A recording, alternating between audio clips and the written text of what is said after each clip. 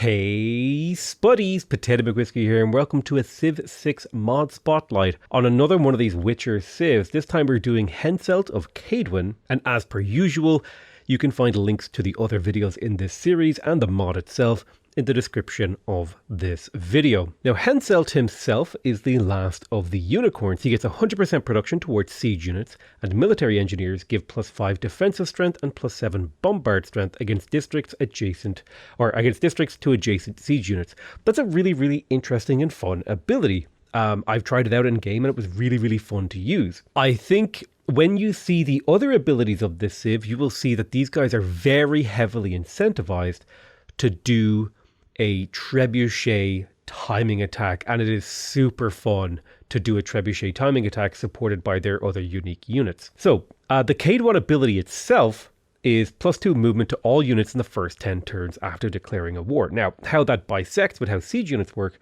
is if a siege unit has more than 2 movement, it can always move and attack, which is why you want to get a military engineer with your siege units as well, so that you can have 5 movement trebuchets, basically like running around the world as a scourge.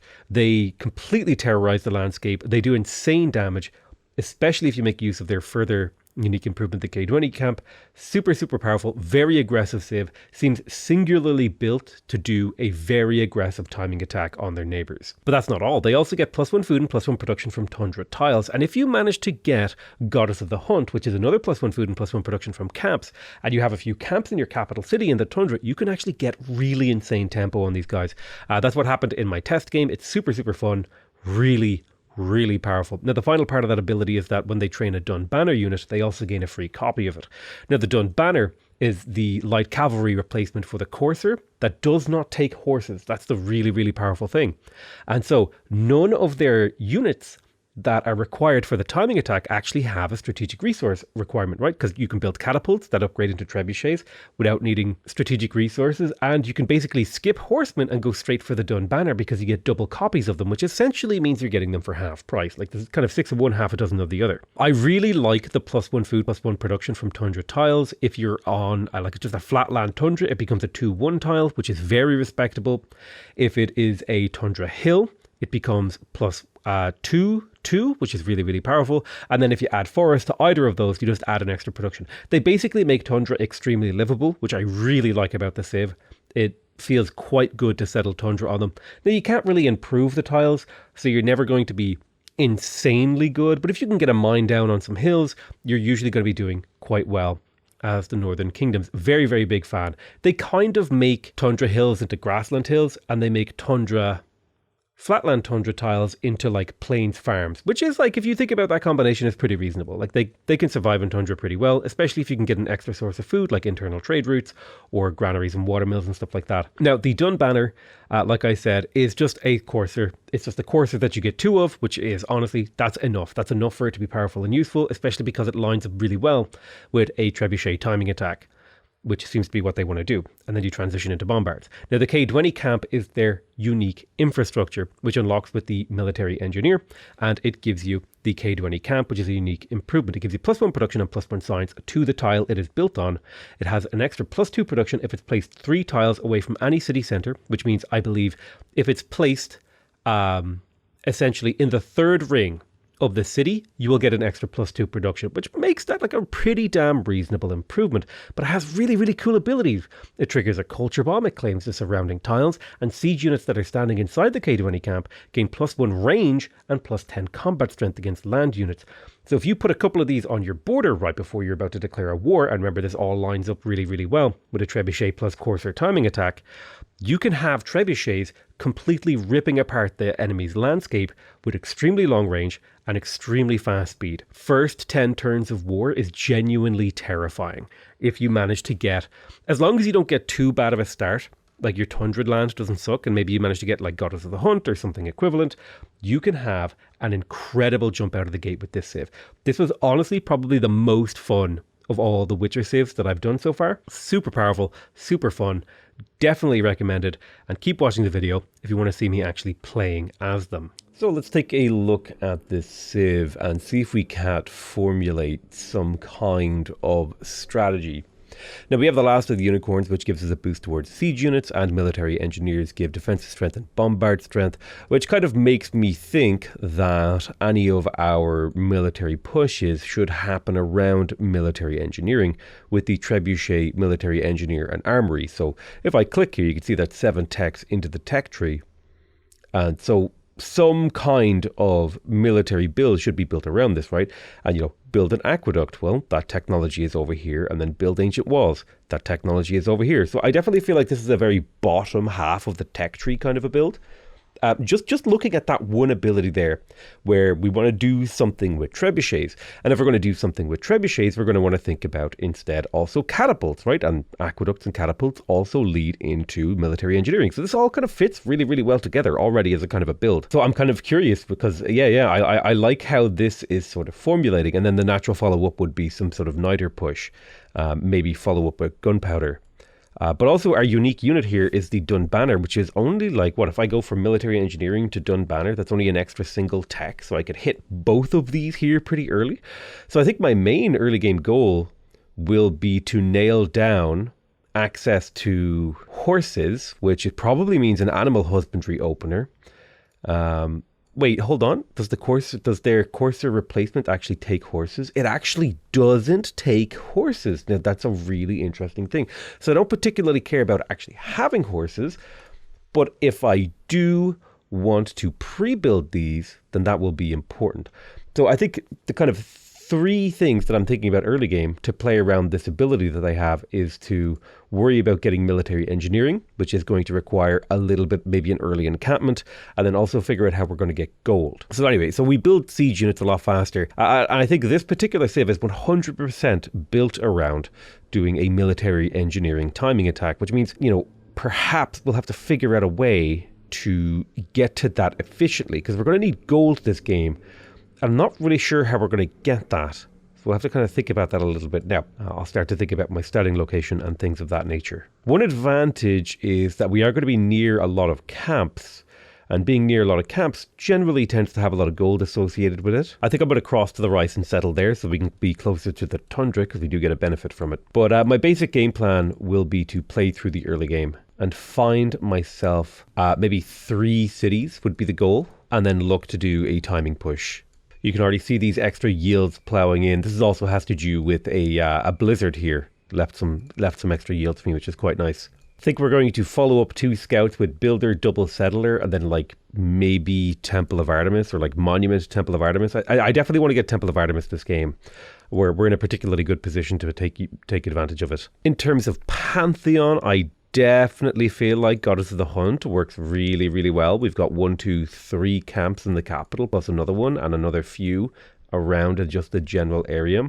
So Camp Pantheon feels like the best move here for serious tempo, especially because we're about to crack out a builder. Unfortunately, one of my scouts were killed, which is a little bit of a problem.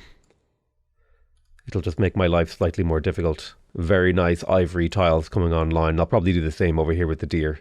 So I think the play here is to step 1 tile to the left to get attacked, and then we'll do a similar sort of move. We want to avoid getting killed by those barbs, but we do have archery now.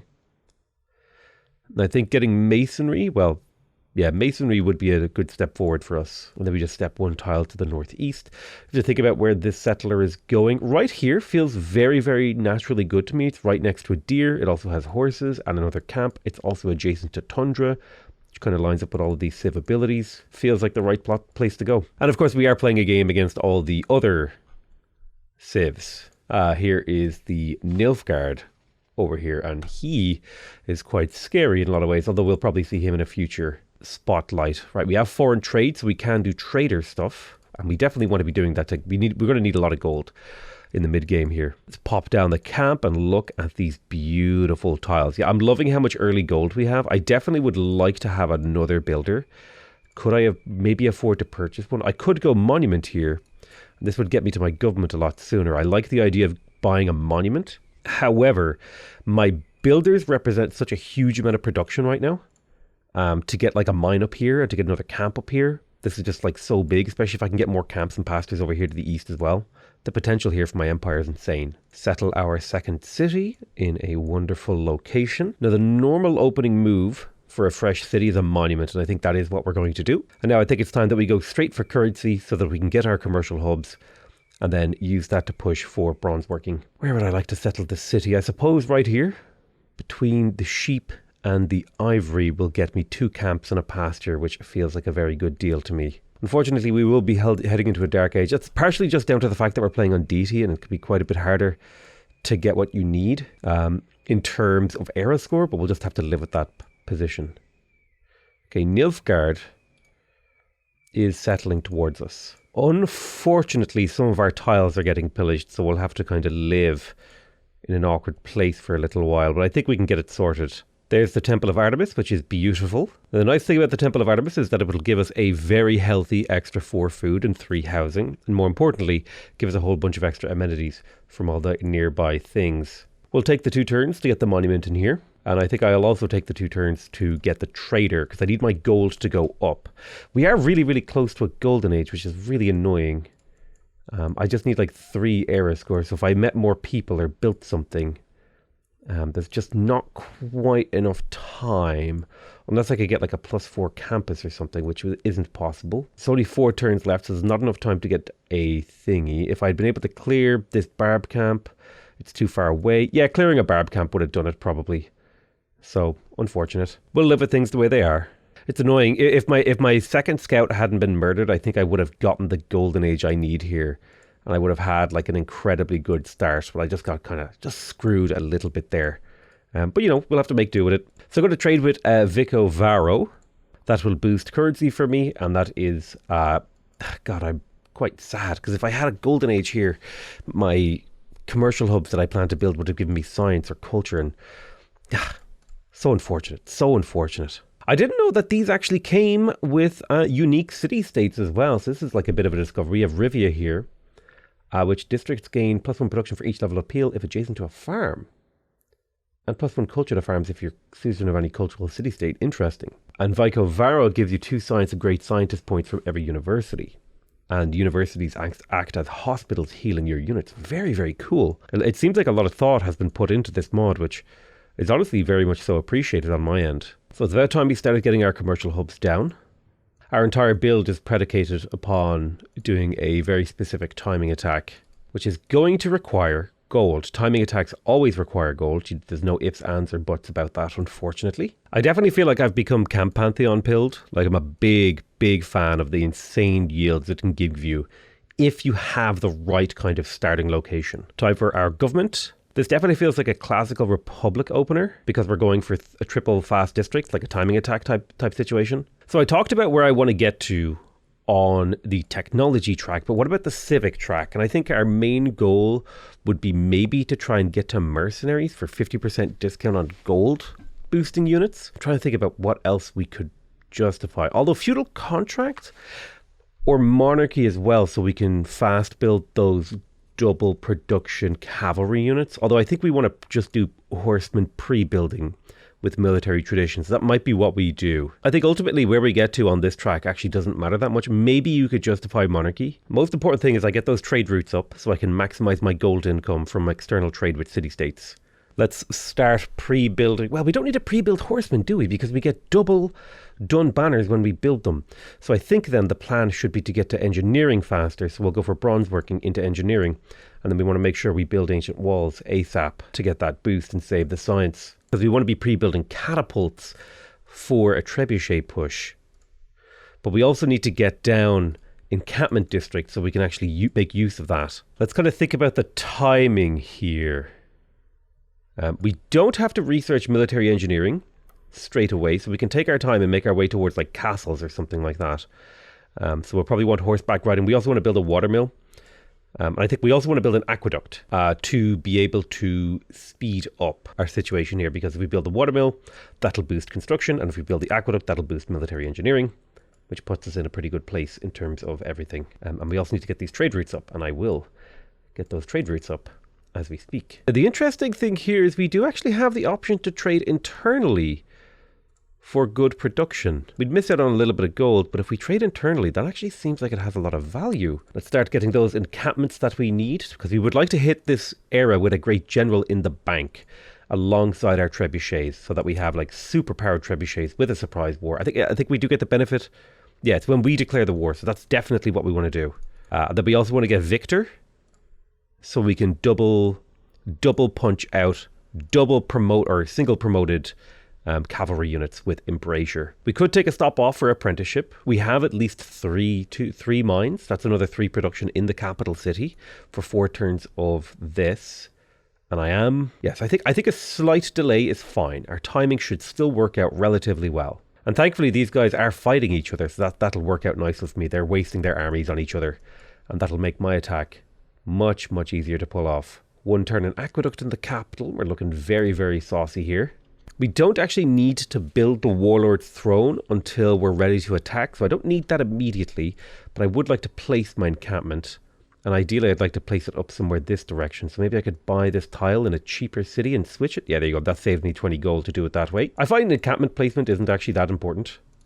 Might be a bit of a hot take, but just getting them down can be more important. So let's get our encampments down. We have our infrastructure up, we have a governor plaza, we have our gold. We do need to buy another trader, like so. And we are just now waiting for the pre-building. Yeah, we just need to do the actual pre-building of an army, which means I think we can go straight for castles now. We're ready for this, and then into military engineering, and that's what we're going to be up to over the next few turns. So in the city of Bagleen, we are going to go for the stable. Now, important thing is that the stable gives 25% combat experience for cavalry and siege class units, something that a lot of people don't actually realize is that it applies to both.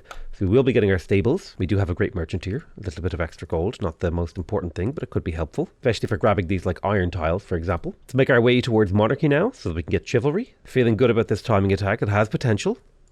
It could happen for us here. Right, so our stables are complete. Now, all of the units that we're going to be using in this war are in the medieval era, so we just need a classical or medieval great general in order to pull this off. Now, I could build another district, but that's not part of my plan. I could build a granary in order to increase my population capacity in here. I do have room for 1, 2, 3 very, very easy lumber mill things. So I think I will go ahead and purchase a builder so we can improve the production in the city, because every little chunk of production can make up for things. Eventually, I might go for an entertainment complex or possibly even an industrial zone here to keep the city's production pumping.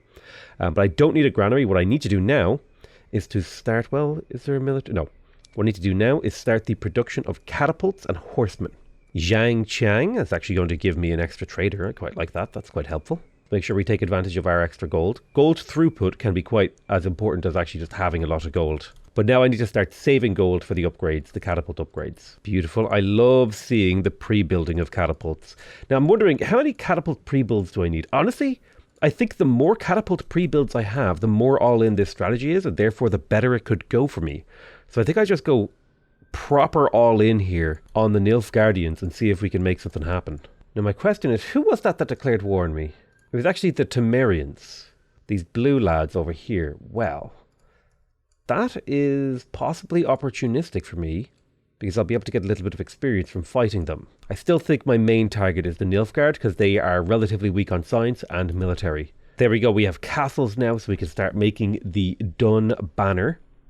We probably researched that in the wrong order. Probably should have got military engineering first, but that's okay. I think we're going to start building these Dun banners now. And I think it would make sense to actually levy the military of Valletta, right? Now, I gotta keep building catapults, because the more catapults I have, the more trebuchets I can make, and the better that I will be off. I'll have something to do with all that gold I'll have stocked up. So I should be able to squeak out another pair of catapults before we research military engineering, which will be quite good. Although my production demand, the production demands of my save are going to go up quite a bit here. But I think we can make this work.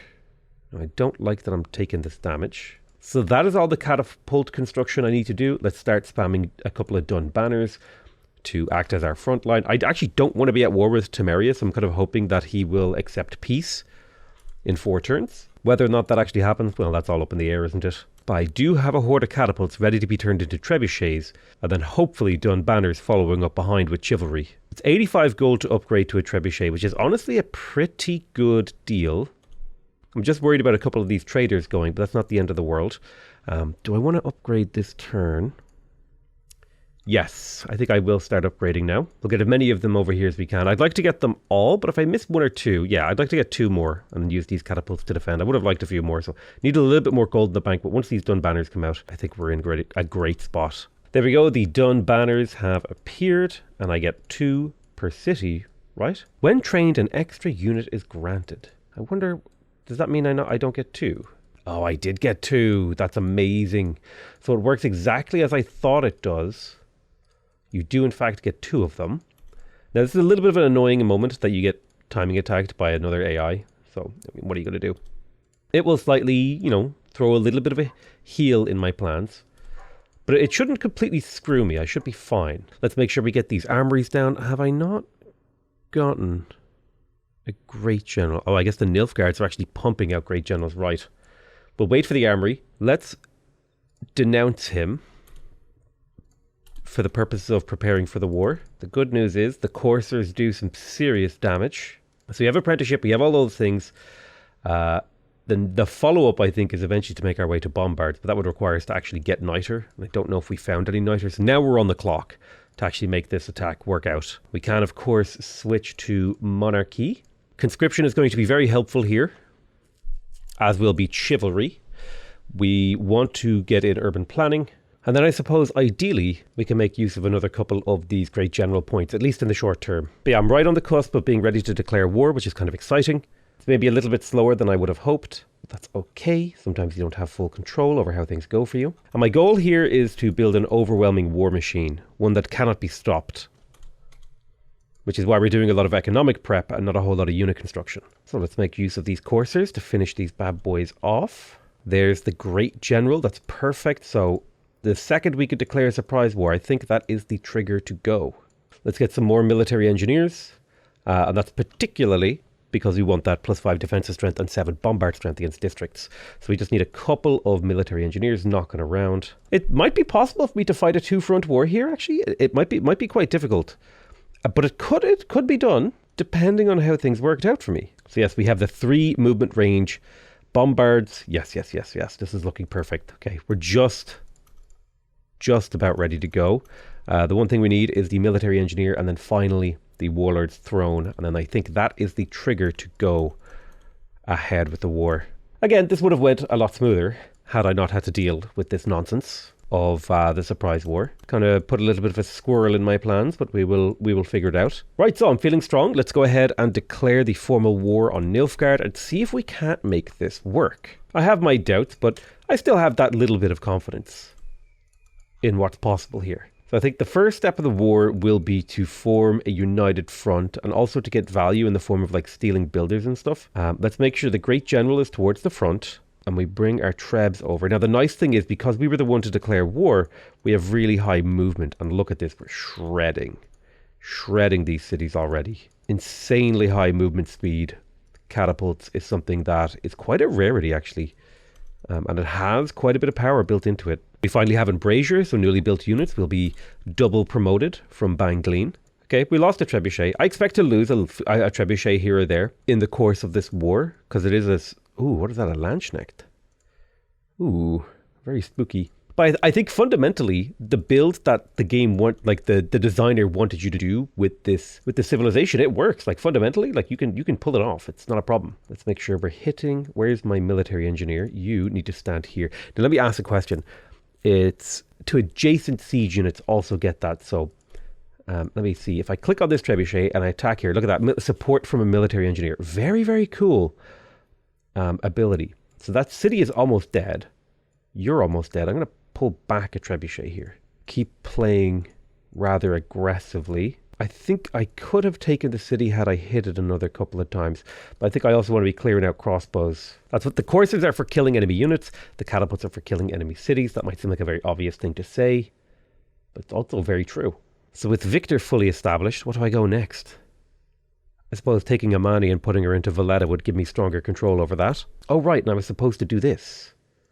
I was supposed to buy a tile and build the unique infrastructure of this civ, but I forgot to do it. We'll have to check that out here in a moment. The cool thing is, you know, depending on how the game works out for you, you could have the potential to do a little bit of like pre-building and all that kind of thing. And having like builders ready for chops to chop out a bunch of these units all in the same turn. There's a lot of things about how things could work out. So unfortunately, I think Landsknechts are anti-cavalry, which I don't know if I would say would hard counters me, but it definitely makes my life hard. Right, let's clean up a little bit of this. Let's try and take the city this turn. It's working out really, really nicely. It's actually such a powerful civ. Wow, yeah. It fundamentally, I think it actually works. Especially if you can like steal a builder or two as well on the offense, or maybe get a couple of pillages for gold. You could buy builders and use your chops and stuff like that. Okay, so they do have a relatively large army that I have to fight my way through. But honestly, even so, that's working out just fine for me. So the military emergency passed. So 2 of the civs, there's only 4 civs in this game. It's a relatively small test game. Are attacking me now, which is fine. That was kind of part of the plan, is to you know, run the civ through the paces. I don't think you need to like play the civ out into the late game, because fundamentally you just want to see, does the civ's theme work? Does what they're built to do like work? Does their on paper power translate into actual, you know, meaningful gameplay? And as far as I can tell, it actually does. So if you came to me and you asked me, Potato, what do you think? Oh yeah, let's pop down a K20 camp. Let's try that out. All right, so we got 4 era score, and now this trebuchet has 3 range. Okay, that's actually super based. I want to explore that idea a little bit later today. Or later this turn, rather, not today. I like the sheer amount of mobility with a great general, and the +2 movement speed from this civ's ability is actually like kind of blowing my mind. Like, it's super cracked.